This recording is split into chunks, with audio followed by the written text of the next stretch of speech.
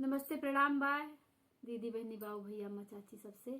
तो चलत है बहुत प्यारा आप लोगन के विवाह गीत सुनावे। तो ललनवा तर्ज पर विवाह गीत बा, तो आप लोग जरूर सुनिए, लाइक से सब्सक्राइब करिए, कमेंट में जरूर बताइए कैसा लागल। तो चलिए सुनावत है, आप लोग सुनिए मन लगा के।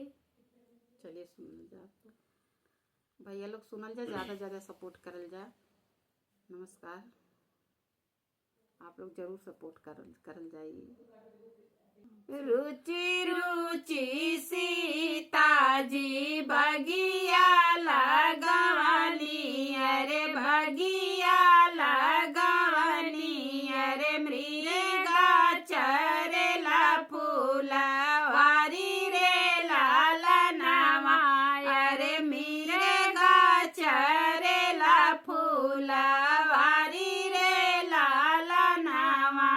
रुचि रुचि सीता जी बगिया लगवनी, अरे बगिया लगवनी, अरे मृगा चरेला फूलवारी रे लालनवा, अरे मृगा चरेला फूलवारी रे लालनवा।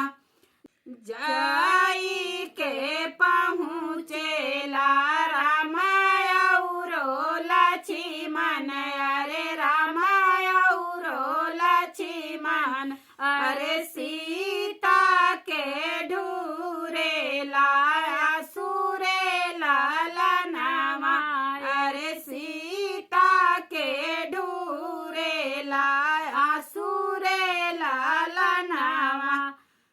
कि तू है भाभियो नैहर सुधी आइल, अरे नैहर सुधी आइल, अरे किए तुहरे ससुरे के आदरे लालनवा, अरे किया तुहरे ससुरे के आदरे लालनवा।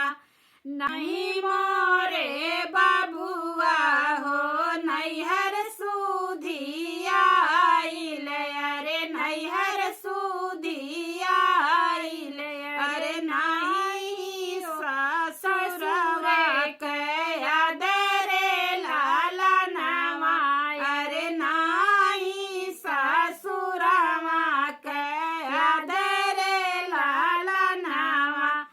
रुचि रुचि बाबुआ हो बगिया लगवली, अरे बगिया लगवली, अरे मृगा चरेला फूलवारी रे लालनवा, अरे मृगा चरेला फूलवारी रे लालनवा। ये तनी बचन सुनी भैया कवन रामा, भैया कवन रामा, अरे उठ के भाए हैं ठाड़े रे लालनवा, अरे उठ के भाए हैं ठाड़े रे लालनवा। कहाँ बाट भाभी हो बाण धनुषिया, अरे बाण धनुषिया, अरे मृगा मारन हम जब रे लालनवा, अरे मृगा मारन हम जब रे लालनवा।